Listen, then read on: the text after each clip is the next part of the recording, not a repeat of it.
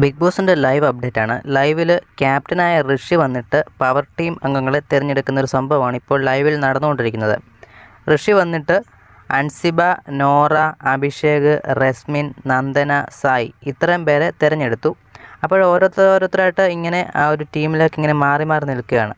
അപ്പം സായി വന്നിട്ട് വീണ്ടും ഞാൻ പവർ ടീമിലോ എന്നിങ്ങനെ ഒരു വരണോ വേണ്ട എന്നിങ്ങനെ അതിശയിച്ച് ഇങ്ങനെ നിന്നു. അപ്പോൾ പവർ ടീമിലേക്ക് പിന്നെ ഞാൻ എന്തായാലും രക്ഷപ്പെട്ടല്ലോ എന്ന് കരുതിയായിരിക്കും പവർ ടീമിൻ്റെ അവിടേക്ക് വന്നു കഴിഞ്ഞ ഉടൻ തന്നെ ബിഗ് ബോസ് അനൗൺസ് ചെയ്തു, ഹൗസിൽ ഇപ്പോൾ അംഗങ്ങളുടെ എണ്ണം കുറഞ്ഞുകൊണ്ടിരിക്കുകയാണ്, അതുകൊണ്ട് 2 പേരെ പവർ ടീമിൽ നിന്ന് മാറ്റണം, മാക്സിമം 4 പേരെ ആക്കണം. ആ രീതിയിൽ ബിഗ് ബോസ് അനൗൺസ് ചെയ്തു.